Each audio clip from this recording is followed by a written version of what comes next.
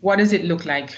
So you can see their point of balance is not a process. They're talking about the materials which enters the process itself and you're selling.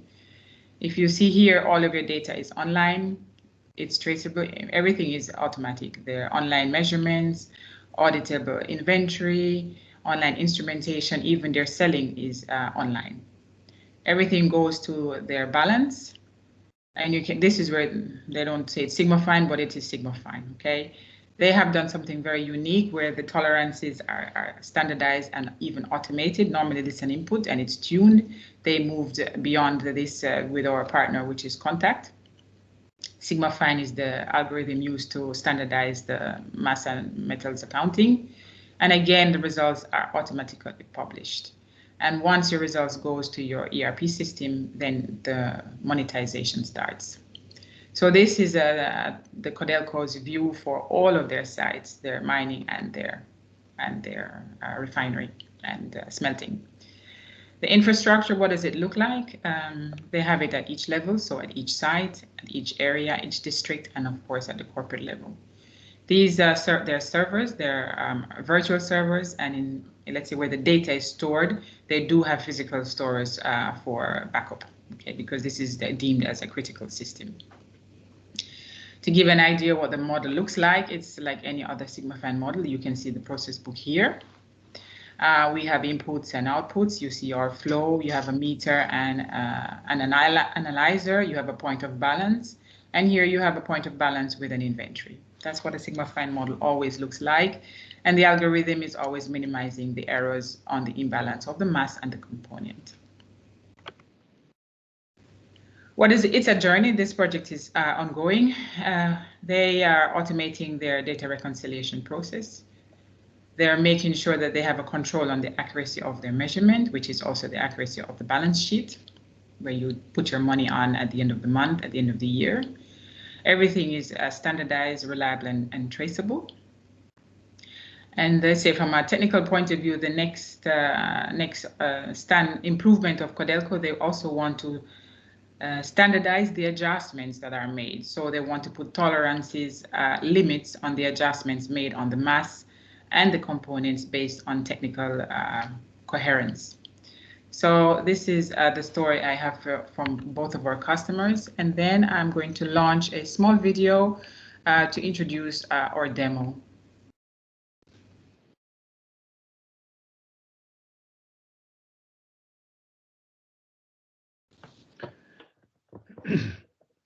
Felicia, you may need to just go ahead and just reactivate the audio. Okay. So, okay.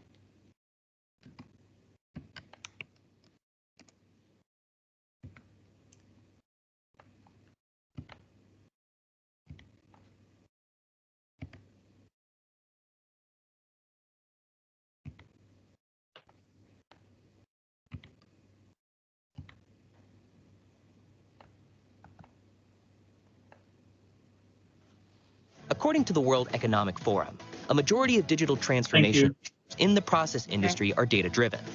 This means that massive amounts of data must be turned into usable digital assets. Enter PIMSoft's Sigma-Fine Hub, a digital asset factory for the enterprise. Let's make one point clear. Sigma-Fine Hub is not a new Sigma-Fine. Sigma-Fine Hub is a new Sigma-Fine experience, shifting the paradigm of data validation and data reconciliation to address the challenge of digital transformation and advanced manufacturing strategies like Industry 4.0.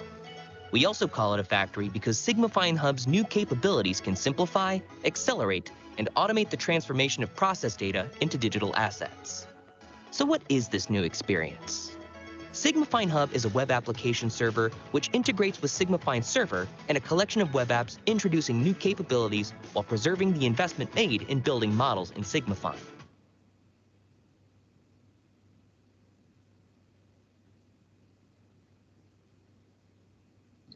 The Sigma-Fine process flow, as shown here in our Sigma-Fine visualizer, shows the connectivity of the process assets following the natural movement of material as it goes from the inputs through the process units to the product and to the waste.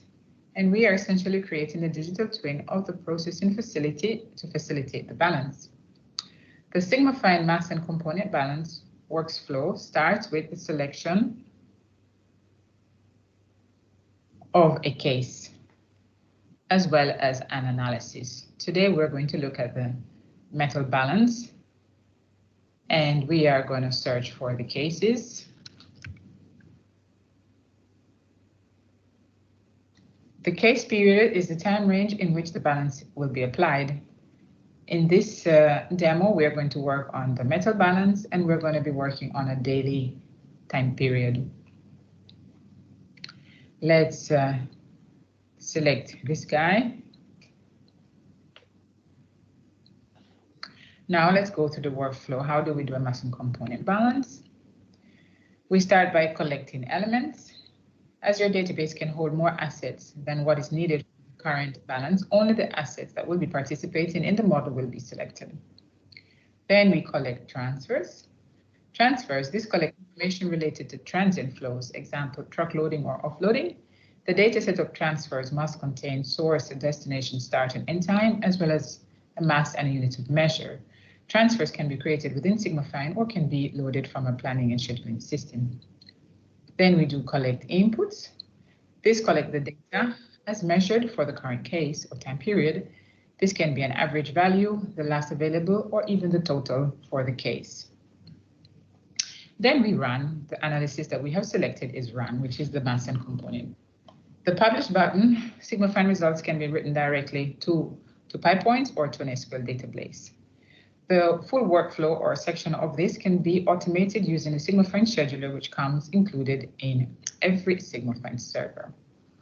Once the model is run, an overview can be seen by clicking on our diagnostic button. Here, the assets are grouped into templates, graphically as a meter, as a dial. If we look on our meters, we have 16 meters. We can sort them in highest to lowest. If we click on this guy, it is highlighted also in the flow.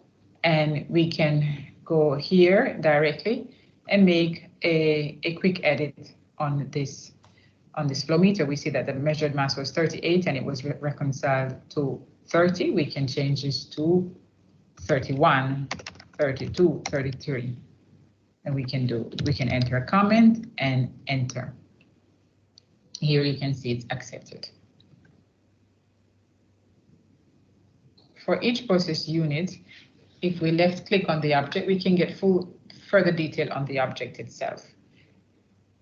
If we go to the object information, here we can see a total on the asset, the inputs. We can see everything about the input. We can see the total in, measured based on reconcile, as well as the test results.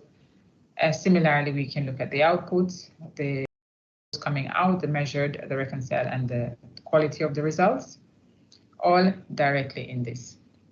Again, we can make another edit. So here we see that our test one was highest here. So we can click on this object. We go here and so quick edit. So here we see that the measured mass was 1,000 and the reconciled mass was almost 3,000. So here we can say, let's make an edit of 2,500 and we test. Okay, and we edit. Then we go back to our diagnostic. We go back to our workflow and we collect our inputs and we run.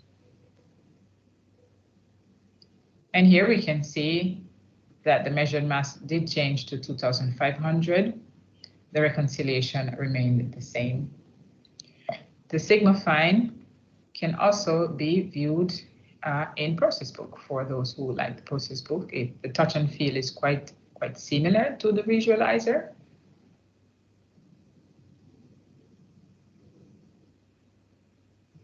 So SigmaFine results can be viewed in PyProcess Book, Here you can see again, it's the same process flow. We have we can see the results in templates.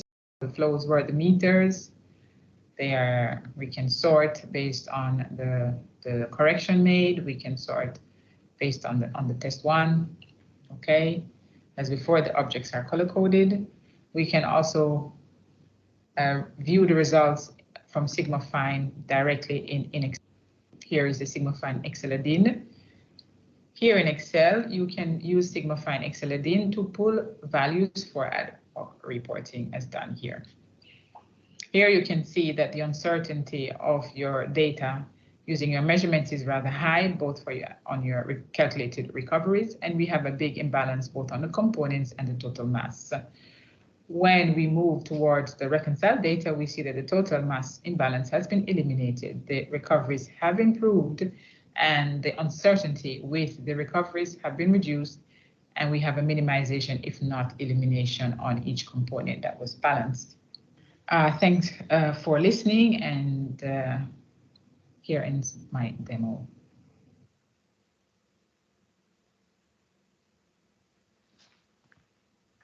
Terrific. Thanks, Felicia. Just a quick question. In regards to putting in Sigmafine, what sort of percentages are you looking for in regards to production improvement, just generally over the board?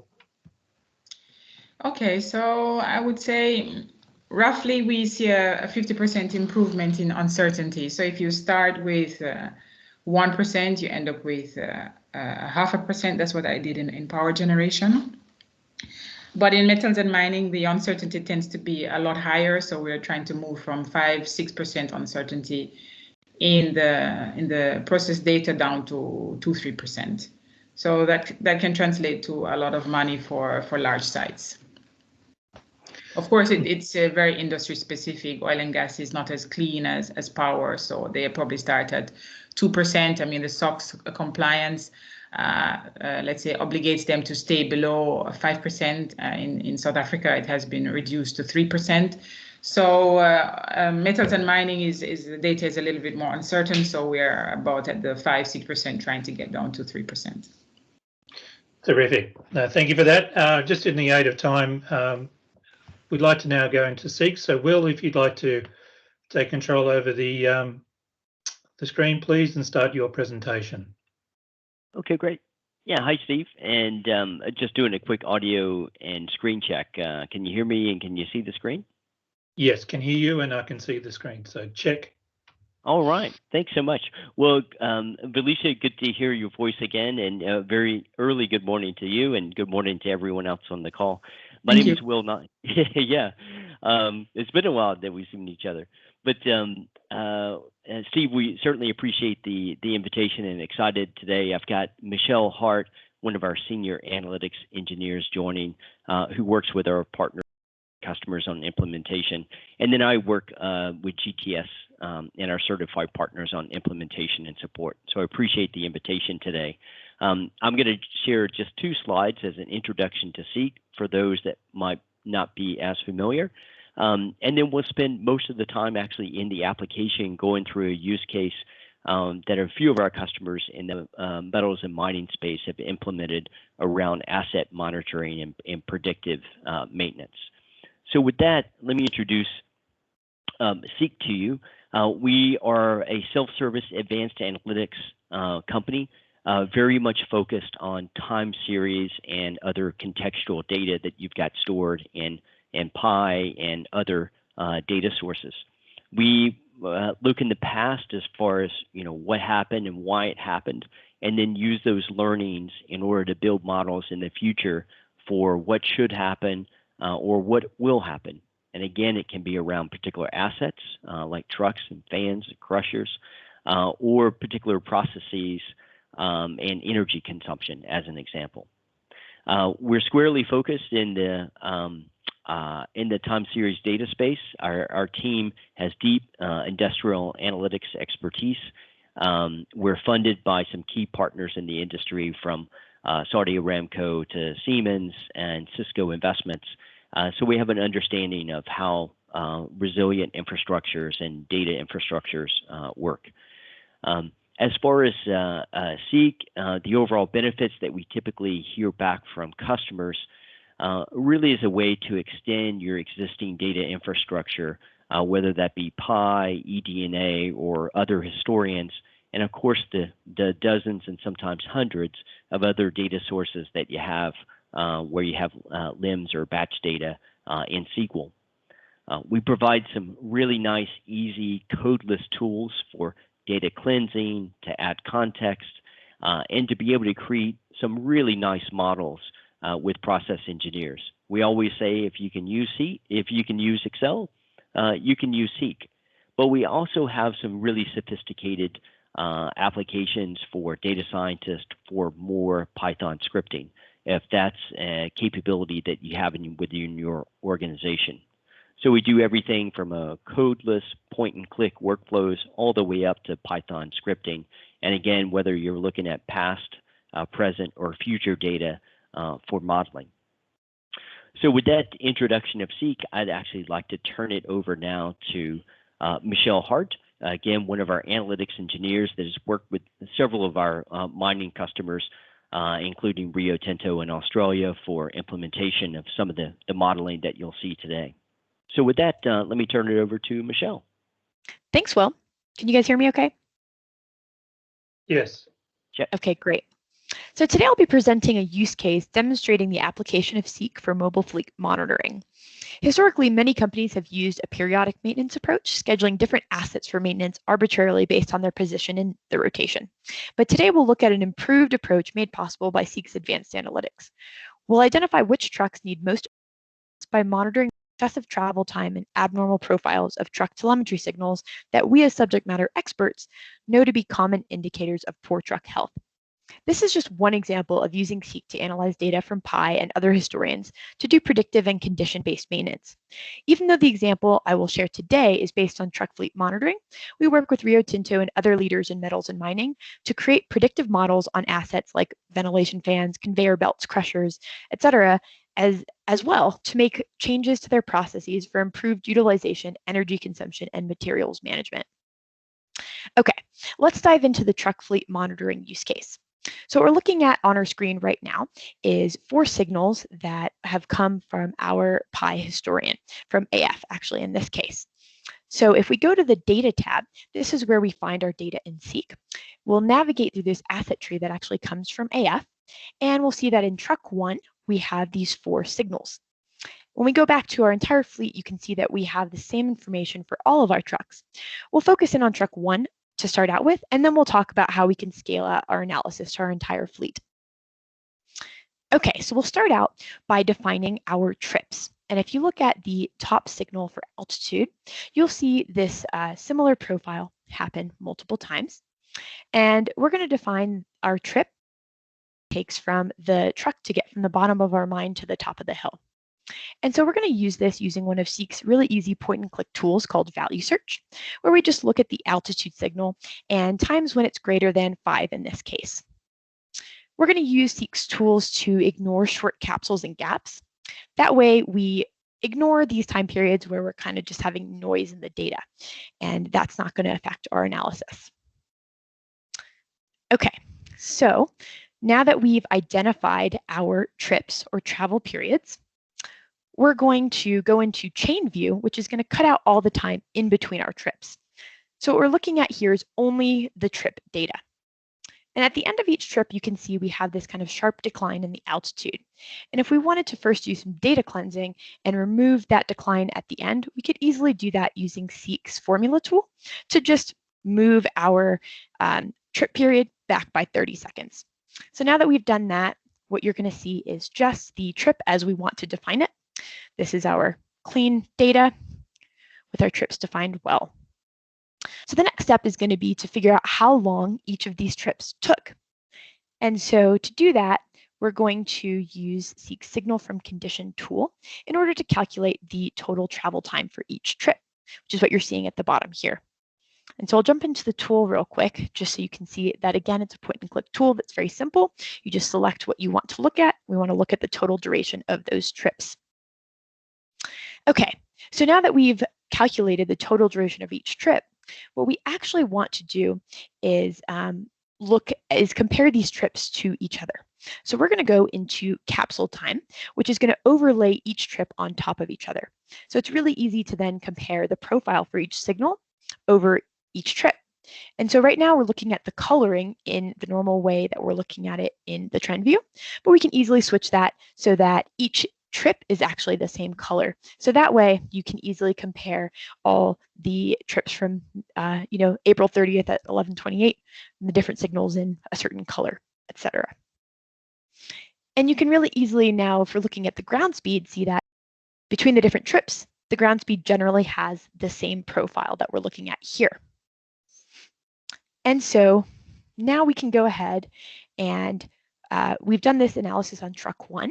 So maybe we want to go ahead and switch our analysis to, let's say, truck 3. So we'll go ahead and swap it out. And now all the work that we've done on truck 1, we've just applied that same exact logic to truck 3. Since we know that truck 3 had some issues, we'll go ahead and take a look at that one. So what we want to do is now look at times when our travel time was longer than normal. So we'll switch back to that view where we have, where we were looking at the travel times. And what you can see is that the normal travel time is usually around 40 minutes-ish, 30 to 40 minutes. But over here on the right, you can see a few times where we had some excessive travel time. So using the value search tool once more, we'll just see when those travel times were greater than 45 minutes. And we'll define that as our excessive travel times.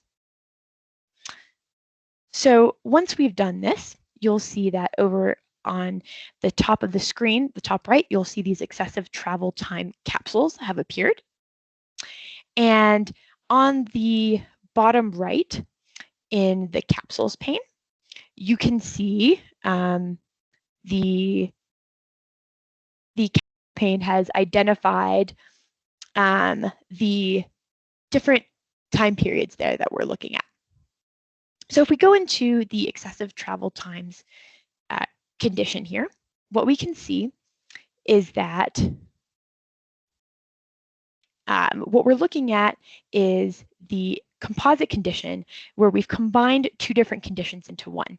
So we've said, yeah, these instantaneous time periods where our travel time exceeds 45 minutes are going to then overlap with the trip, so that we've now identified when the entire trip has exceeded that normal time. Okay, great. So now that we've identified these time periods of excessive travel time, we can now look at the reference profiles for the ground speeds, because the best indicator of future problems. So essentially, we're going to use statistics to go ahead and create boundaries that were based on the past ground speeds when we had good operations, right? So we want to look at our good operations in order to define our model. So what we're looking at here is these red boundaries, which we use statistics to create based on our good trips. And we're going to go ahead and look at these five trips here, where you can see that the first 2 trips, the ground speed fell within our normal boundaries. And we'll switch over to chain view so that you can see that a little closer.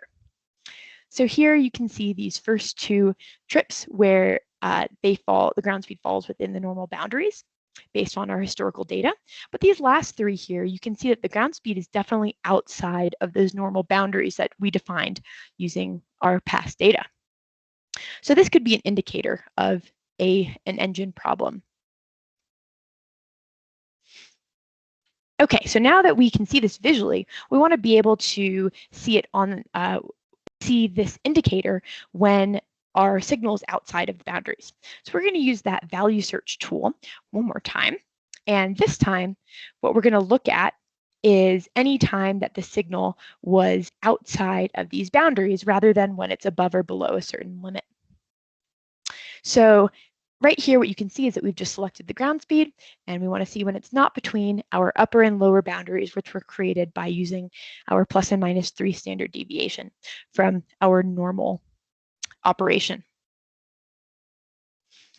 And so now you can see that that third condition from the top of our screen, which is called abnormal ground speed profiles, is identifying these times when we're outside that boundary. So let's go ahead and look at truck 7, because there's something interesting here where we have abnormal ground speed profiles, but it's not because of engine problems. It's actually because there was some trucks that had to stop for some reason. And you can see that by looking at this, this one here, where you see these flat lines where the altitude stopped changing, which means that the truck had to stop, whether it's for or something like that. But we don't want to include this in our maintenance predictor because this wasn't an engine issue. This was just that the truck had to stop for some reason. So we want to be able to easily identify these time periods so that we can exclude them from our maintenance prediction. So we're going to go ahead and now we've created a condition that identifies those trips that include stoppages, as you can see here. So by identifying those, then we can go ahead and say, okay, we don't want to look at these times when that was the reason that it was outside of the profile. And you can see here, this time we've put it in a formula where in Seek, we try to give you the flexibility to either do multiple things in one step in our formula tool if you'd like, or you can do things in the point and click tools like we've been showing so far. Okay, so now that we've correctly identified these trips that include stoppages, we want to make sure that we're going to go ahead and exclude those from our maintenance prediction condition. And so now you can see that that fifth condition there, called predicted engine problems, does not include these times when we had our engine, our truck stoppages. So what we've done has worked. So now let's go ahead and look at another truck where we add actual engine problems. And we want to make sure that we're correctly identifying those engine problems in our predicted engine problems condition.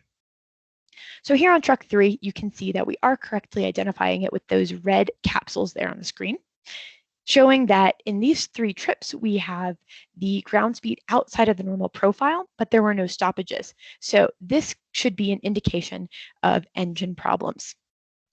Okay, now that we've done this on one truck, let's go ahead and scale this out so that we can monitor our entire fleet in one view.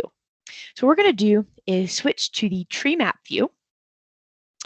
And in one click, we have now applied the entire analysis that we just created to every truck in our fleet. So now you can see that by looking at one view, you can easily monitor your entire fleet. You can see that the green ones are ones that don't need your attention at the moment. There's nothing wrong with them. The yellow ones are ones that have that excessive travel time, but don't have the ground speeds outside of the profile at the moment. But these red ones here are showing that the ground speeds are actually outside of the normal profile, indicating that there's probably some engine maintenance needed. So if we want to go ahead and zoom in and see more information on what's going on with a particular truck, all we have to do is click on the little square for that particular truck. So let's go ahead and zoom into truck 3. And we'll see that now we're seeing the different conditions here for the predicted maintenance needed. So just like that, you can easily switch between looking at the data for one truck and going back out to seeing the data for your entire fleet. And so it turns out that trucks 3 and 13 did indeed have engine issues that were caught early and prevented catastrophic failures through preventative maintenance. This information can then be put into Seek's reporting and dashboarding application called Organizer, or sent to another tool like Power BI or Spotfire to combine it with existing dashboards. As I mentioned at the beginning, this is just one example of how Seek can be used to combine subject matter expertise with actual historical data to reduce cost and increase reliability. As long as you have the relevant data in PI, a similar approach can be applied to any piece of equipment or part of your process. The knowledge capture that Seek enables can be key in continuity, as people change roles or turnover, as what used to be tribal knowledge is captured instead of being lost.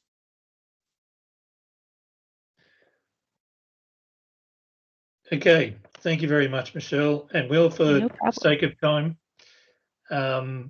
we'd like to now share the screen with our New Zealand counterparts. So please, Rob, Dave, and Paul, please start with your presentation. Thank you, Steve. Thank you, Michelle, Will, and Valencia, for your wonderful presentations and for the offer of joining you today, Steve, and the other attendees on this call.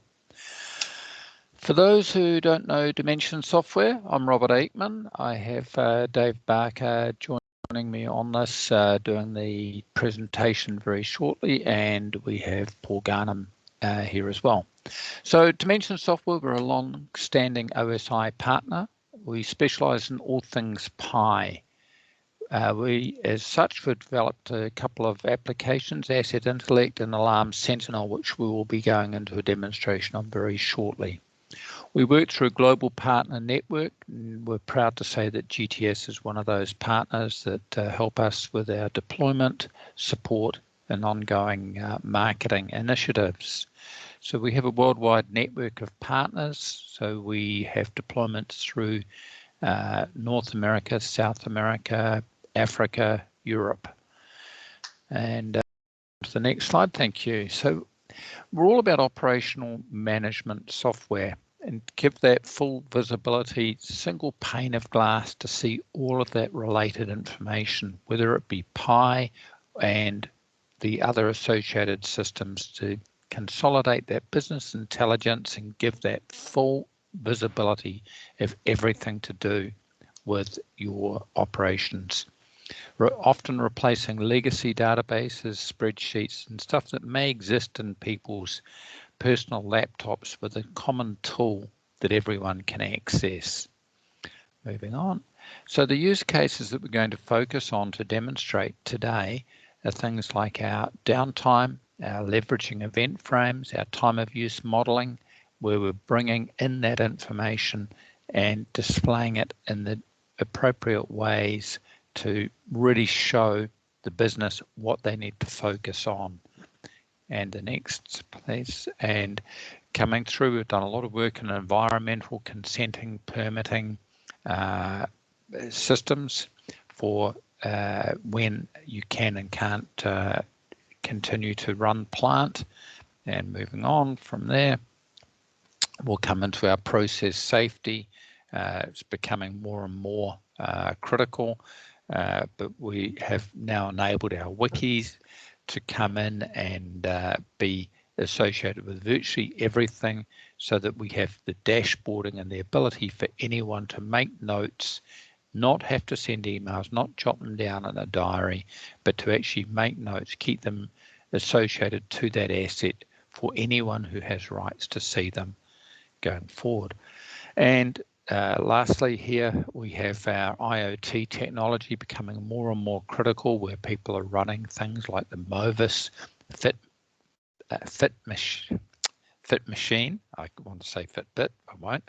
Fit Machine sensors, infrared cameras from SWI.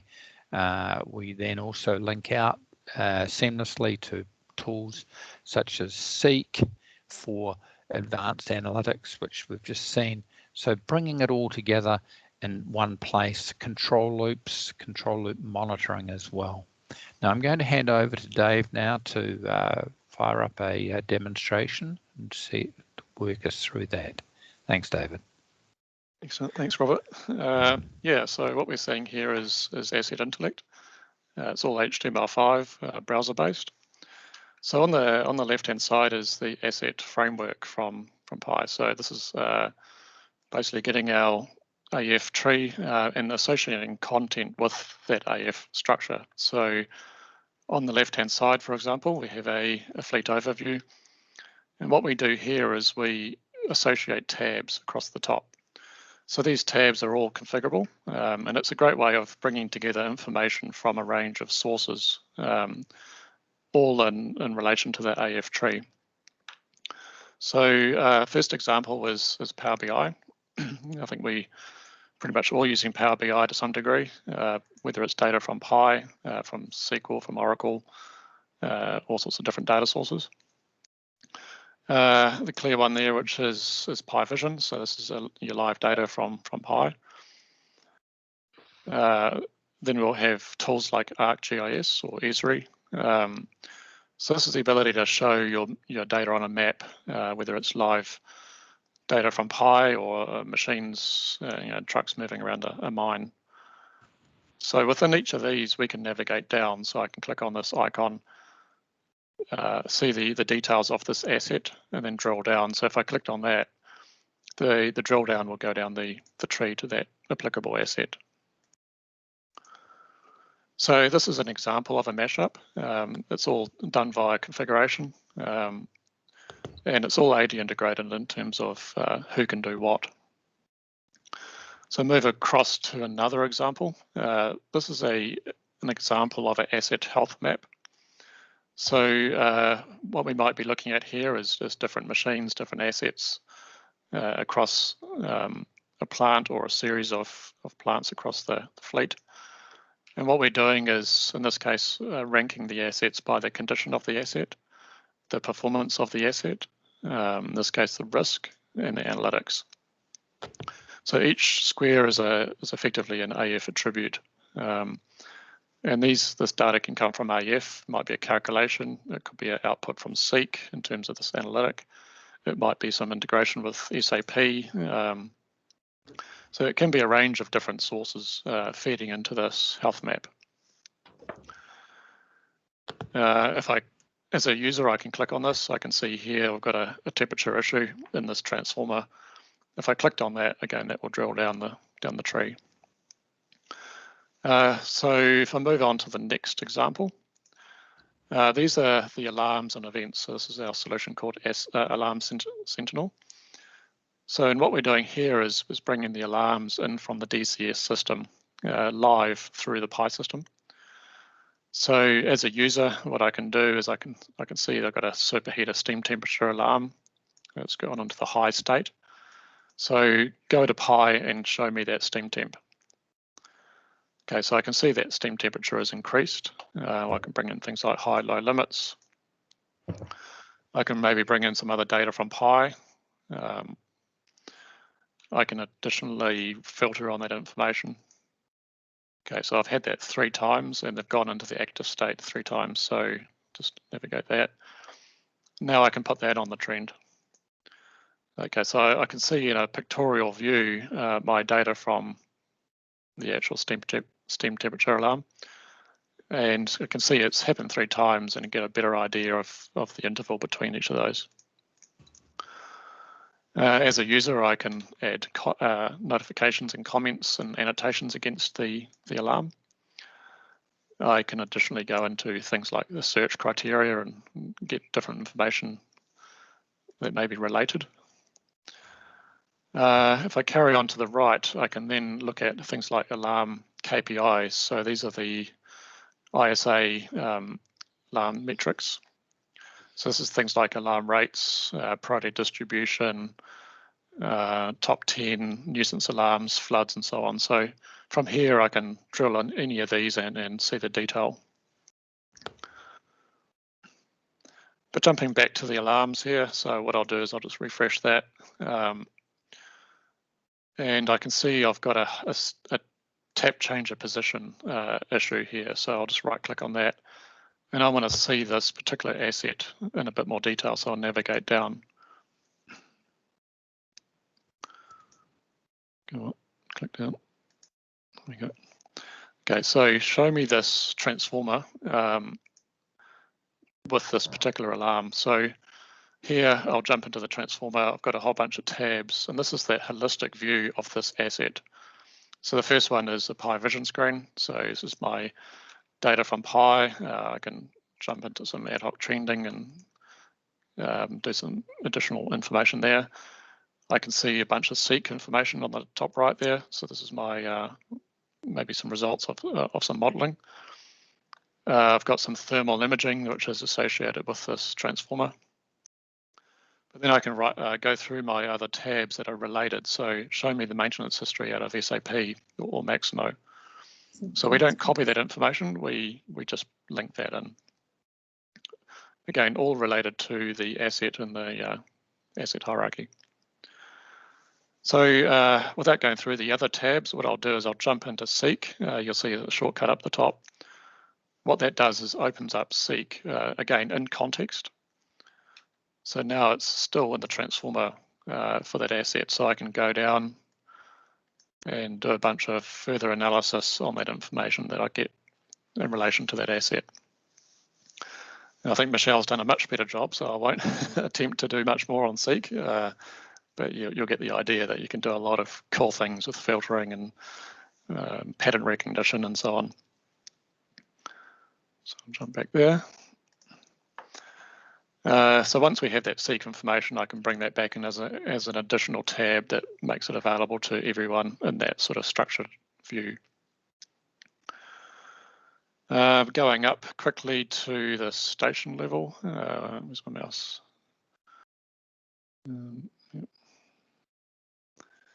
Okay, so station 1, what I've got here is my alarms and events. So that's my alarms that are for that station only. But if I go across to the right, I'll see the downtime. So these are the event frames here. So these events are generated by Pi based on the logic defined in AF. So with each of these, I can look at and define the reason codes.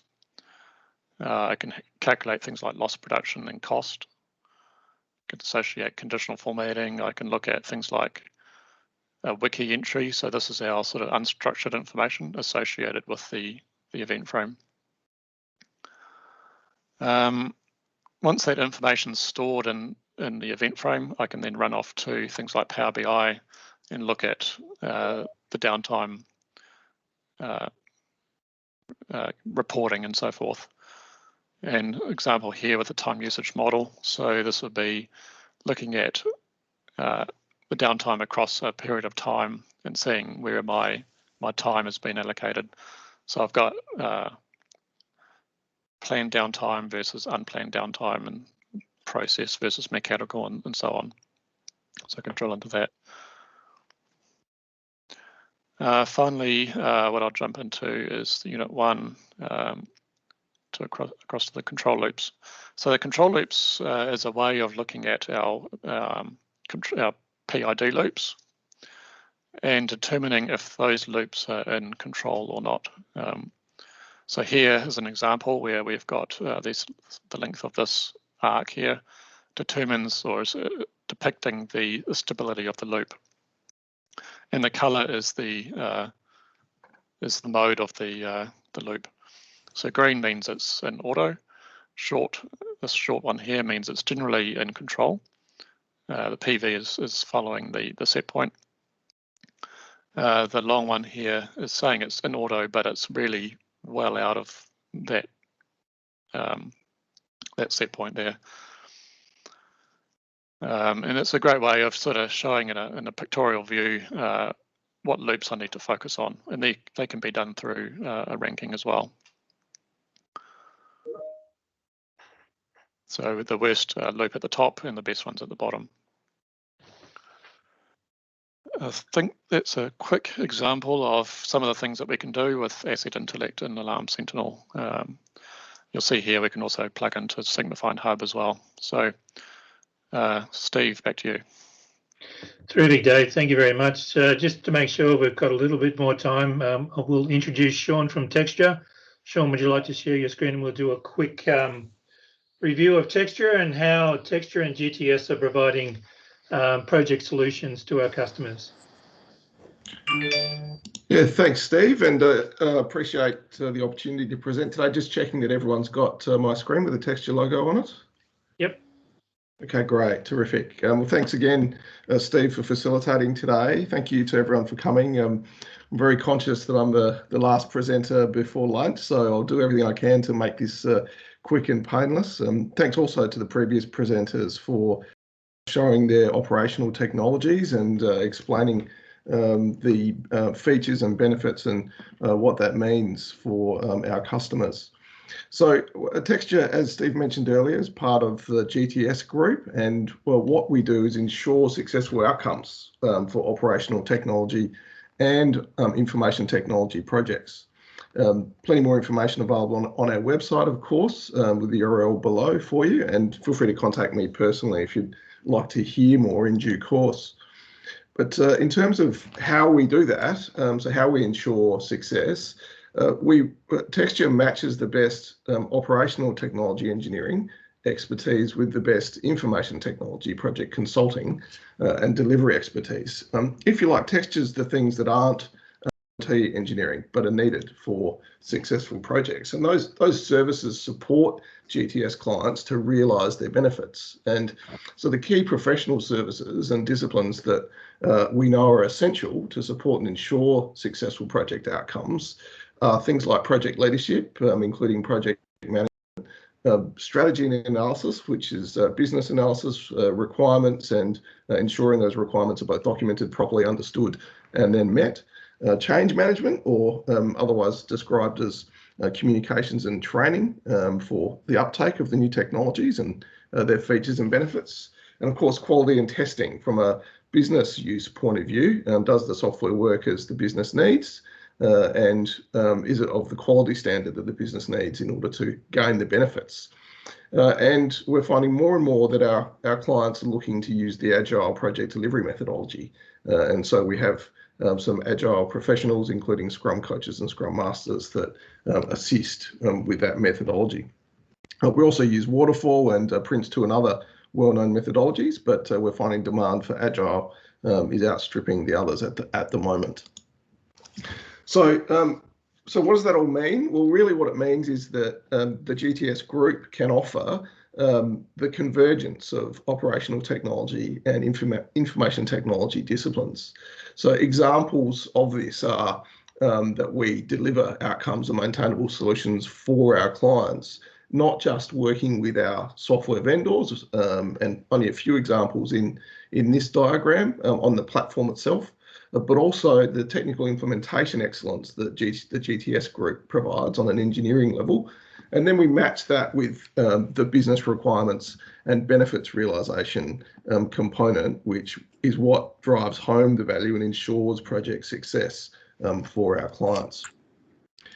An example solution that I'd like to quickly share with you is a thing that we call the Service Aware CMDB. So a CMDB, you may be aware, is a configuration master database of your information technology landscape. So not just your OT, but in fact, all the IT systems, so the IT infrastructure, including servers, databases, and also switches, routers and networking equipment, and the applications themselves, which in a CMDB are a bit like an asset register. But mapping and maintaining a baseline of accurate and up-to-date baseline of a CMDB is actually very difficult in complex service management and infrastructure landscapes. We get diagrams like the one on the top right, which is only a small proportion. And how in the world can you keep that up to date with your information technology landscape changing so regularly? So one of the platforms that's used for this purpose to solve this problem is a platform you might be aware of called ServiceNow, and many GTS and Texture clients use ServiceNow already. It's one of the leading tools for IT service management and a range of other business-related functions. But they have a feature within ServiceNow called Discovery, which is marketed as an automated way to discover and then catalogue the CMDB. But the reality is that it's not the easy answer that the vendor markets, because the CIs or catalogue items, the individual components within the CMDB, need to be mapped to the applications, the end pieces of software that the business uses, and the associated services that IT provides. That needs to be done manually, so by a person. And mapping these relationships and dependencies then builds a service-aware CMDB, but it requires robust business processes and governance models. So the people and process side of information technology, not just information technology itself. And so Texture has been involved in a project specifically with one of our clients, SA Power Networks, where we actually built the business processes and governance models, as well as working with the engineering team and the platform vendor ServiceNow. And the benefits that are being realised by SA Power Networks are that the company now has a single source of truth and increased visibility of its IT infrastructure, not just its OT infrastructure. And that in that way, they need to know what applications are being used and how they relate to each other. That then means that when changes are made to the IT infrastructure, it's not change in the dark. And if a mistake occurs or an unforeseen dependency arises, then we can resolve that much faster. It allows us to make better informed business decisions about where to drive value and improves the governance of infrastructure, the IT infrastructure in the business. Basically, it means you can manage the range of platforms that you have in your business better when you understand better how they interact and how your business users are impacted when a change is made. And that also allows us to be more proactive with the communications to the stakeholders when a change or improvement is to be made.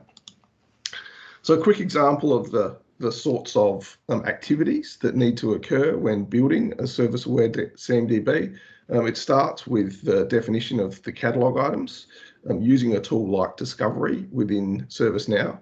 It then moves to who owns those catalogue items and how are they governed. And of course, mapping how we want the future processes to work in the context of what existing governance processes or business processes there might be around the definition of the CIs and who owns them. And then from there, we create detailed user stories, usually in the Agile model, in order to automate some of that updating and maintenance. We obviously employ and deploy and test those automations. And then we gain endorsement from our key stakeholders, which are usually the owners of the various catalogue items and business services. So that's a very, very quick overview of a IT project where there's a very high degree of non-engineering work necessary to drive the business benefits and the realisation of those benefits. That's it from me. I promise I'd keep it short, and I know we're over time. Thank you everyone for listening. And if you've got any questions, let me know. And I'll be reaching out, and the Texture team will be reaching out in 2021 to talk some more about what we can do to help you drive value in your projects. Thanks, Steve. Terrific, Sean. Thank you very much. And I know time's slipping past. No matter how much you try and program this within an hour's time frame with doing some pre-work and going through with the different vendors, it doesn't necessarily go to plan all the time, but we are within a certain boundary of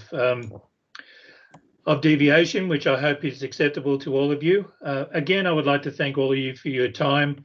I'd especially like to thank the vendors, especially Felicia, because I think it's around 3 o'clock in the morning, Italy, in Milan. So she's done a great job of being still awake. So thank you very much. Yes. And again, thank you very much to the guys at Seek, the guys from Dimension Software and Texture. Without you guys, we obviously wouldn't be able to put the presentation together. One thing I'd just like to close on, and the reason why GTS is conducting these presentations, is that obviously a lot of you have the PI system infrastructure, and we want to make sure through our partner technologies that you can enhance the PI system. The other thing I'd like to highlight is through this enhancement process is that all the partner technologies that we show, we fully support locally. So you will not be in a position where we undergo the implementation, post-project, you're left with a vendor which is overseas that you then have to manage the time differential.